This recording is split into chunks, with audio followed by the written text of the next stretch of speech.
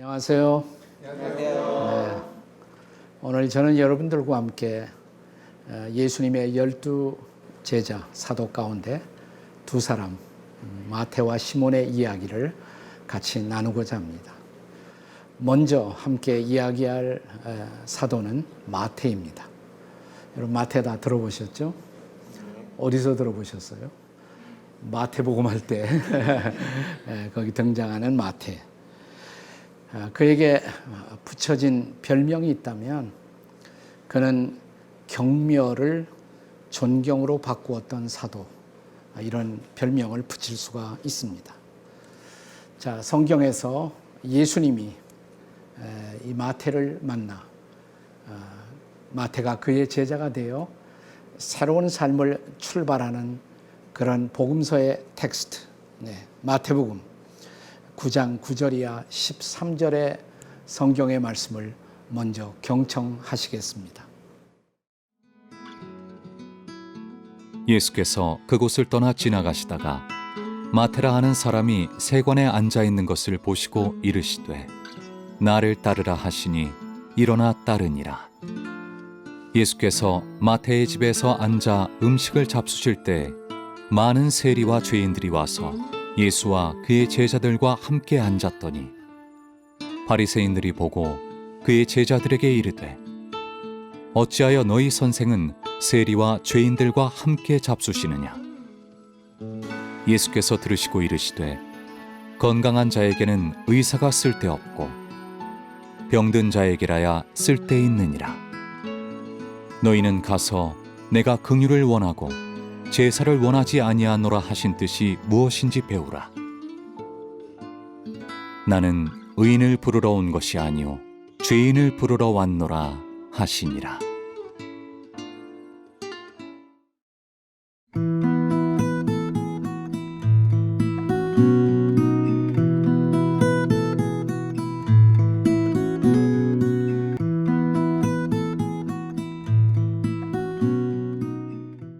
네, 우리 예수님이 이 땅에 계실 때 팔레스타인의 유대인의 사회에서 가장 경멸을 받던 두 종류의 사람들이 있었습니다. 하나는 자기들의 몸을 팔고 있었던 창기들이라고 할 수가 있고요. 그리고 또 한 종류의 사람이 세리였습니다. 창기는 이해가 되는데 왜 세리를 그렇게 경멸했을까? 그 당시 세리는 그러니까 로마에게 소속되어서 유대인들에게 세금을 받아 그 중에 일부를 자신들이 착복하고 있었던, 자연스럽게 유태인이면서 착취하던 사람이었단 말이죠. 그러니까 동족의 피를 빨아먹는 사람, 그래서 유대인들은 세리를 극도로 혐오했던 것입니다. 그래서 창기와 같은 계급의 세리를 집어넣을 정도로 그렇게 경멸의 대상이었습니다. 마태는 바로 그런 세리 출신이었습니다. 그런데 이 마태가 변한 거죠. 자, 우선 아까 화두에 제가 그 말을 했습니다마는 우리가 신약 성경을 열고 마태복음 하면 맨 처음 우리가 접하는 사람이 마태잖아요. 그러니까 신약 성경의 첫 번째 복음서 마태복음의 저자가 바로 마태라는 것. 그리고 우리가 기독교를 크게 세 종류로 나눌 때 우리 개신교 기독교 말고 또 가톨릭이 있죠. 그다음에 정교회가 있어요. 근데 가톨릭이나 정교회에서는 마태를 부를 때 그냥 마태라고 하지 않고 거의 성자의 수준에서 부릅니다. 세인트 매튜, 성자 마태. 그러니까 이렇게 경멸의 대상이었던 사람이 어떻게 그가 존경을 받는 성자로 그의 삶이 변했을까? 영향을 끼칠 수가 있었을까? 우리가 마태의 발자취를 한번 따라가 보겠습니다. 먼저 이름을 좀 생각해 볼 필요가 있어요. 마태의 본래의 이름은 우리 얼른 생각하기에는 마태는 마태겠지. 근데 마태의 본명은 마태가 아니에요, 사실은. 자, 물론 마태복음에는 그의 이름을 마태라고 기록하고 있지만 예수님의 12제자를 기록하고 있는 마가복음서 혹은 누가복음서를 여러분이 펼쳐보시면 거기에서는 레위라고 기록이 되어 있습니다. 레위. 그러니까 레위가 아마 그의 본명이었을 것입니다.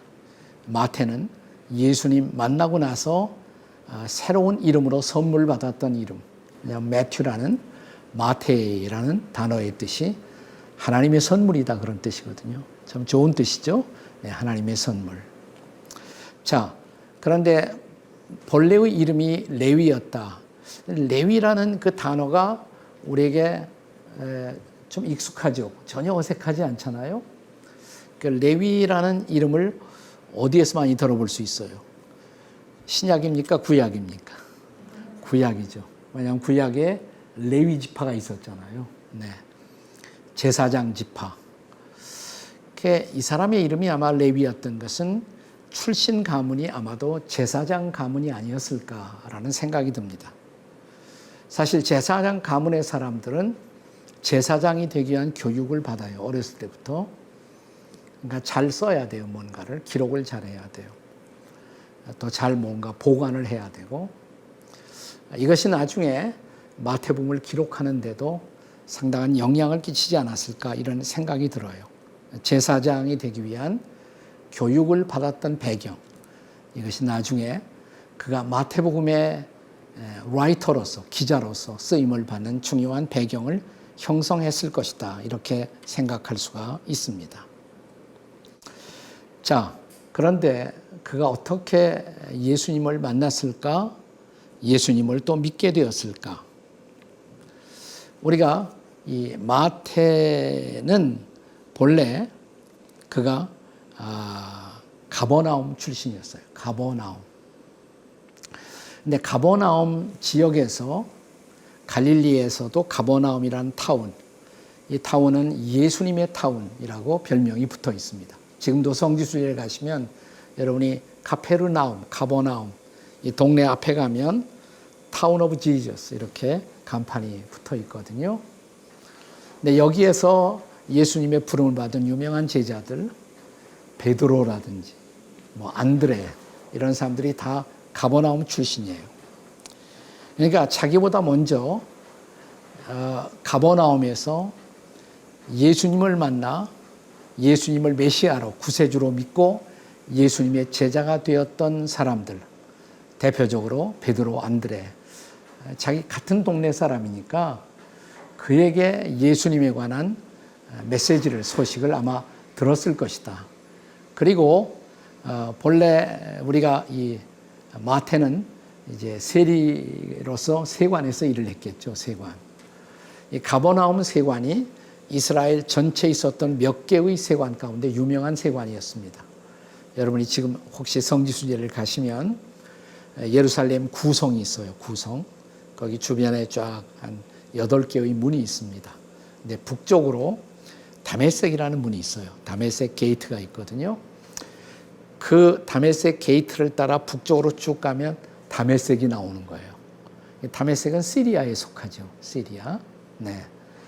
그래서 북쪽으로 쭉 가면 시리아의 다메섹, 다마스커스 거기에 도달하게 되는데, 자, 다마스커스 시리아 북쪽에서 남쪽으로 내려오자면, 자, 올라가고 내려올 때 가운데 한복판에 있는 만나게 되는 갈릴리의 중요한 타운, 그게 바로 가버나움이거든요. 그러니까 거기에 세관이 있었던 거예요. 그러니까 요충지니까, 교통의 중심지니까 거기에 세관이 있었고, 그것을 통과하는 사람들에게 세리들이 거기서 세금을 받고 있었던 것입니다. 그러니까 가버나움에서 일하고 있던 세리, 그가 가버나움에서 먼저 예수님을 만나 예수님의 제자가 되었던 갈릴리의 어부들에게 아마 예수님의 메시아 되심, 그리스도 되심에 대한 소식을 듣고 예수님을 그도 알았을 것입니다. 그런데 어느 날 결정적으로 예수님이 세관을 지나시다가 이렇게 올려다보시더니 마태를 향해서 이렇게 말씀하신 거예요. 너 나를 따라와. 이렇게. Follow me. 나를 따라와. 성경에는 이 한마디 듣고 마태가 예수님을 따라간 것으로 되어 있습니다. 근데 그때 처음으로 예수님에 대한 소식을 마태가 들은 것은 아니었을 것이고, 가버나움에서 아까 말한 안드레, 베드로 이런 어부들을 통해서 메시아에 대한 사전 지식이 있다가 그 메시아라고 불리워지는 그분이 나타나시더니 마태 보고 너 나를 따라오지. 저분이 메시아라고 하는데 나 따라오라고? 이것이 마태의 인생을 전환시키는 아주 중요한 전환점이 된 것이죠. 그래서 이제 예수님을 따라가는 제자가 되었고, 제자가 되자마자 집에서 파티가 벌어진 거예요. 네, 너무 예수님의 제자 삼아주신 것이 고마워서 마태의 집에서 파티가 열린 것입니다. 파티가 열렸을 때 자연스럽게 누가 제일 많이 왔을까요? 마태의 친구들이 왔겠죠. 누굴까요? 친구들이면. 다른 세리들. 근데 세리들이 막 모여있는 것을 보고 그 당시에 다른 사람들, 바리새인들이나 이런 사람들이 보니까 예수가 막 세리들하고 얘기하고 있단 말이죠. 그래서 그 경멸받는 죄인들하고 당신은 예수여, 저 사람들과 당신은 함께 하십니까? 그때 예수님이 하신 유명한 말씀이 뭐예요? 나는 의인을 부르러 온 것이 아니라 죄인을 부르러 왔다.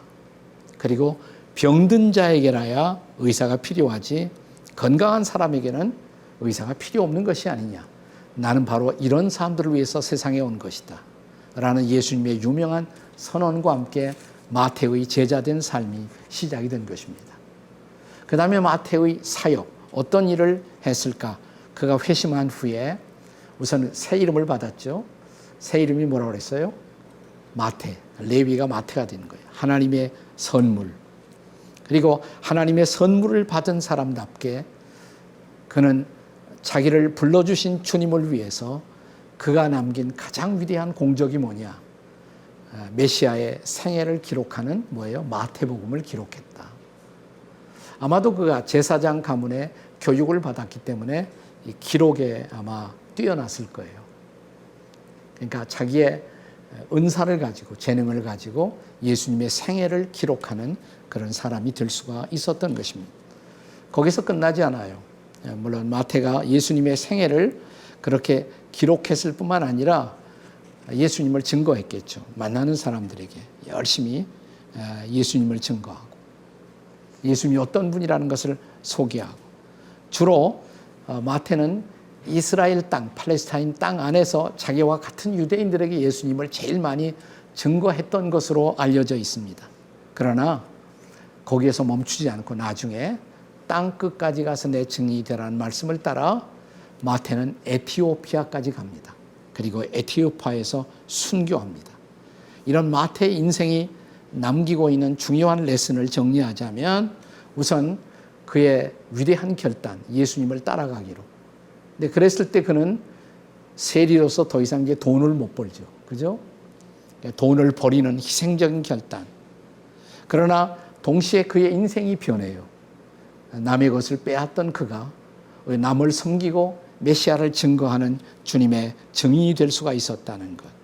그러나 그는 자기의 삶의 인격적인 변화를 경험하면서 정말 주님이 쓰시는 사람이 되고, 그리고 세금 장부 기록하던 그 손으로 이제는 예수님의 생애를, 바이오그라피를, 예수님의 전기를 기록하는 사도가 될 수가 있었다는 것. 마태의 생애가 매력 있잖아요, 여러분. 네. 자, 마태의 생애를 쭉 정리해 보면서 나는 마태라는 한 제자를 통해서, 사도를 통해서 나는 무엇을 배울 수가 있을까? 내 삶은, 여러분과 저의 삶은 어떻게 변화되어야 할까를 진지하게 한번 생각해 보는 오늘 이 시간이 되었으면 좋겠습니다. 네, 이제 이 시간에는 우리가 별로 성경에 많이 등장하지도 않고 또 목사님들의 설교를 통해서도 자주 들을 수 없었던 제자 시몬. 이 시몬은 시몬 베드로가 아니에요. 또 다른 제자, 또 다른 사도, 시몬이라는 이름의 사도.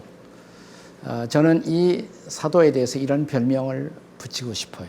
진정한 열정으로 인도되었던 사도 시몬. 아마도 그가 성경에 이 질문을 할 주인공으로 생각되는 말씀이 하나 있습니다. 사도행전 1장 6절이야 8절의 말씀을 일단 한번 같이 경청하시겠습니다. 그들이 모였을 때에 예수께 여쭈어 이르되 주께서 이스라엘 나라를 회복하심이 이때니이까 하니 이르시되 때와 시기는 아버지께서 자기의 권한에 두셨으니 너희가 알 바 아니요 오직 성령이 너희에게 임하시면 너희가 권능을 받고 예루살렘과 온 유대와 사마리아와 땅끝까지 이르러 내 증인이 되리라 하시니라.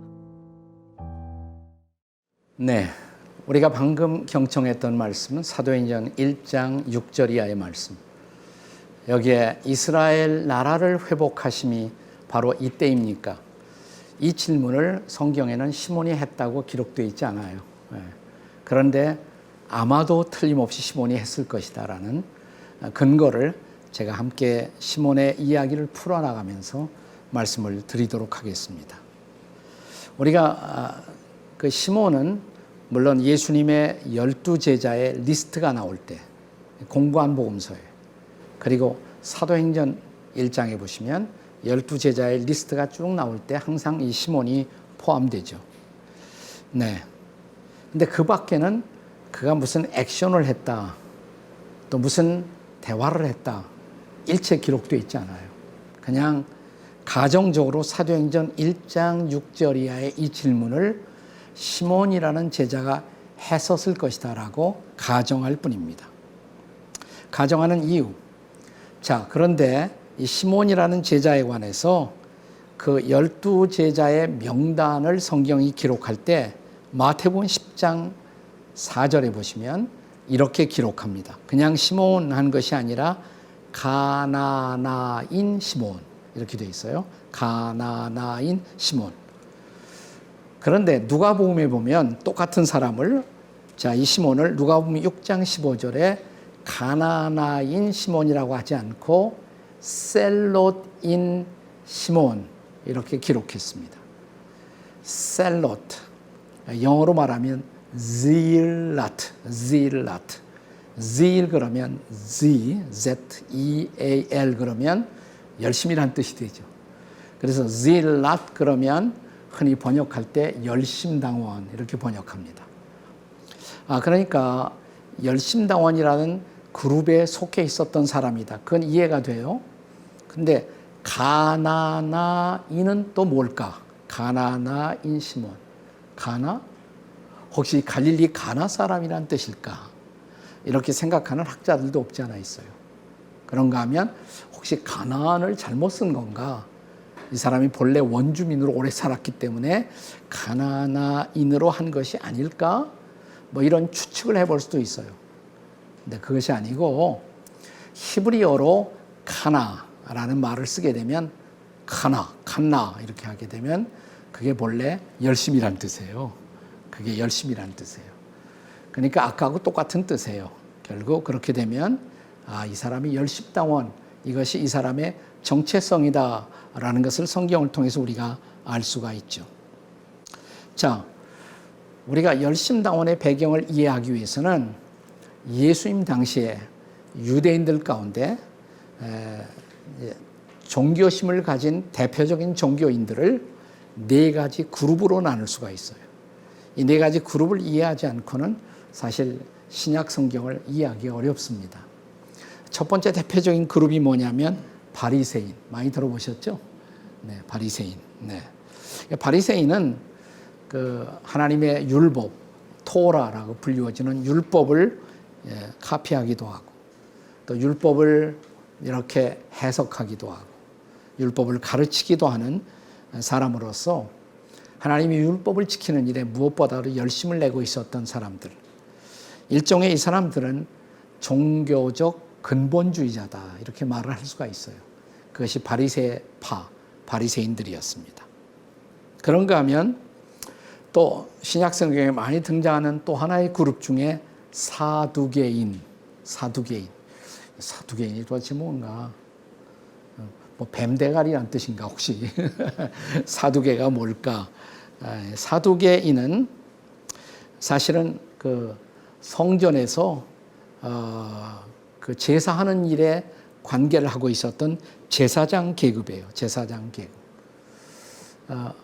하지만 이 사람들은 성전을 관리하는 일을 하면서 로마 사람들하고 가까웠어요. 그 당시 로마의 지배를 받았으니까 로마인들하고 친하지 않고는 성전의 이익을 취할 수도 없고 로마 사람들하고 매우 가까운 신분 관계를 유지하고 있었고, 근데 실제로 그 사람들의 신앙은 바리새인처럼 성경을 철저하게 믿는다든지 그러지 않았어요. 성경을 상당히 자기 마음대로 해석하던, 지금도 성경의 문자적 뜻을 중시하기보다 자기가 가진 본래의 생각에 의해서 성경을 자유롭게 해석하는 그런 신학자들을 우리가 자유주의자라고 말을 하는데, 이 사두개인들은 일종의 종교적 자유주의자라고 말할 수가 있습니다. 그래서 이 사람들은 기적을 믿지 않았어요. 자유주의자니까 별로 성경의 기적을 믿지 않았습니다. 또 예수님의 부활도 믿지 않았어요. 그래서 예수님이 사두개인들하고 대화를 하면서 너희는 부활도 하나님의 능력도 믿지 아니하는구나 라고 말씀하신 대상이 바로 이 사두개인들이었습니다. 이들은 교리에는 무관심했고 로마하고 친해서 자기들의 이익을 취하는 일에 더 커다란 관심이 있었던 사람들, 그러나 상당히 하이 클래스의 사회적 영향을 끼치고 있는 사람들이 사두개인들이었습니다. 그 다음에 세 번째 그룹이 있었습니다. 세 번째 그룹을 우리가 에세네파, 아마 여러분 들어보셨을 거예요. 에세네파. 이 사람들은 시내에 머물지 않고 타운에 머물지 않고 광야로 나갔어요. 광야로 나가서 거기서 광야에서 공동체를 형성해서 자기들만의 거기서 거룩한 삶을 추구하고 있었던 사람들. 일종의 광야의 수도원 비슷한 공동체를 형성하고 자기들끼리 거기서 정결례를 행하면서 거룩한 삶을 나름대로 추구하고 있었던 사람들. 이 사람들의 가장 중요한 삶은 뭐냐면 깨끗한 삶이었어요. 어떻게 세속에 물들지 않고 자기의 삶을 깨끗하게 유지하는 것. 그래서 이 사람들은 일종의 종교적 금욕주의자라고 할 수가 있습니다. 여러분이 혹시 이스라엘 성지를 방문할 기회가 있으면 예루살렘에서 남쪽으로 멀지 않은 곳에 반드시 쿰란이라는 공동체를 우리가 방문하게 됩니다. 이 쿰란 공동체에서 사해사본이라는 것이 발굴이 돼 갖고 굉장한 센세이셔널한 뉴스가 되었던 때가 있습니다. 거기에 바로 에세네파들이 살아왔던 삶의 흔적들이 고스란히 남아 있어요. 어떤 학자들은 성경에 나타난 세례 요한이 바로 에세네파 출신이 아니었을까 이렇게 추정하기도 합니다. 이들은 일상적인 삶의 자리에서 비껴나 광야로 가서 그들만의 공동체를 형성하면서 거기에서 장차 오실 메시아를 대망하면서 거룩한 삶을 추구했던 무리들, 그들이 바로 에세네파다 이렇게 생각하시면 되겠어요. 자, 그런가 하면 네 번째 그룹이 있습니다. 자, 바리새인, 사두개인, 에세네파, 그리고 마지막이 열심당원. 열심당원들은 누구냐? 반로마주의자다. 그러니까 정치적으로 그 당시에 로마의 지배를 받았기 때문에 로마에 항거하고 있었던 애국주의자들 혹은 민족주의자들, 우리 한국식으로 말하면 독립운동을 하고 있었던 사람들이다라고 말할 수가 있습니다. 그러나 그들은 그들의 나라에 대한 애국심을 공격적으로 표현해서 로마에 빌붙은 사람들을 제일 싫어했어요. 마태 같은 사람 제일 싫어했겠죠. 제일 싫어한 거예요. 그래서 그런 사람들을 보면은 어떤 때는 막 칼을 갖고 다니다가 그냥 확 찌르고 도망가기도 하고. 그래서 저들은 그 로마의 빌부터 우리 민족에게 반민족 행위를 하는 사람들이다. 저들을 처단해야 된다. 라는 생각을 갖고 있었던 사람들이 바로 열심당원들이에요. 이 열심당원 속에서도 가장 공격적인 사람들을 시카리파가 있었어요. 시카리파는 시칼을 갖고 다니던 사람들. 시퍼런 칼을 갖고 다니다가 지나가는 사람 확 찌르고 로마하고 친한 사람이다 그러면 그리고 막 도망가던 그런 열심당원들. 근데 바로 이 시몬이라는 제자가 열심당원이다 이 말이죠. 질라딘 열심당원 출신이다. 자, 그런데 이 사람이 어떻게 예수님의 제자가 되었을까? 자세히는 알 수가 없어요. 그런데 우리가 12제자를 크게 3그룹으로 나눌 수가 있거든요. 4명씩. 첫 번째 그룹이 우리에게 가장 많이 알려진 베드로, 안드레, 야고보, 요한. 이게 12제자 중에 첫 번째 그룹이에요. 두 번째 그룹이 누구냐면 빌립, 바돌로메, 그 다음에 도마, 마테. 이게 두 번째 그룹이라고 할 수 있어요. 두 번째. 나머지 이제 그룹들이 세 번째 그룹에 속하는데 세 번째 그룹에 속하는 사람이 바로 지금 말할 시몬, 또 다데오 유다, 작은 야고보, 그리고 가론 유다. 그러니까 세 번째 그룹에 속한 사람은 그 사람들끼리 다 친해요. 성경학자들 가운데는 이 세 번째 그룹에 속한 사람들은 다 열심당원적 경향이 있었던 사람들이다. 그러니까 가론 유다도 포함해서 열심당원의 경향이 있었던 사람들이다 이 말이죠. 그런데 제일 이 시몬을 언급할 때 옆에 바로 같이 등장하는 제자가 시몬과 유다예요. 시몬이 가론 유다하고 같이 등장해요. 아마 전도 예수님이 제자들을 내보내실 때 두 사람이 짝꿍이 돼서 갔다면 아마 둘이 같이 전도하고 또 어떤 때는 주님의 말씀도 듣고 기적도 경험하고. 근데 그들의 일생은 완전히 달라지죠. 유다는 예수님을 배신했지만 시몬은 마침내 예수님의 사도가 되어 자기의 생명을 주 앞에 바치는 사도의 삶을 살게 되었다.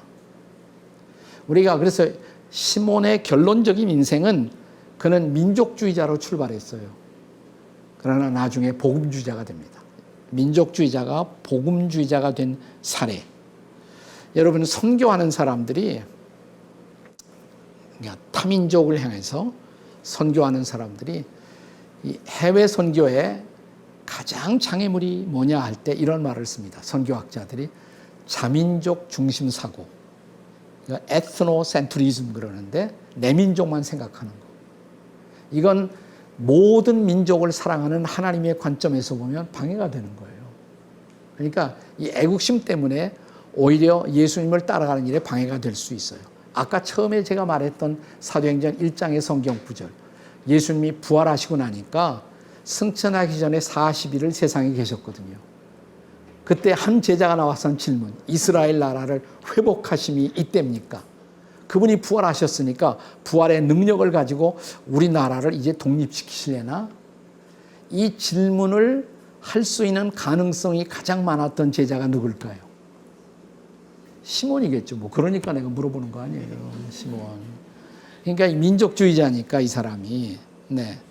근데 예수님이 뭐라고 말씀하세요? 사도행전 1장 8절에서 성령이 임하시면 너희가 권능을 받고 예루살렘과 유다와 사마리아와 땅끝까지 이르러 내 증인이 되라. 마침내 민족적인 야망까지 주님 앞에 내려놓고 나중에 복음의 증인이 되어 여기서 증인이 되라는 말은 사실은 목숨까지 바칠 수 있는 순교적 증인이란 말이에요. 근데 실제로 이건 성경에 나오지 않지만 교회 전승에 의하면 그는 나중에 페르시아까지 가는 걸로 되어 있어요. 페르시아에서 그는 톱으로 잘려 순교를 당하는 그런 마지막 일생을 마무리하게 됩니다. 자, 이런 시몬이라는 제자가 저와 여러분에게 시사하는 교훈이 적지 않죠.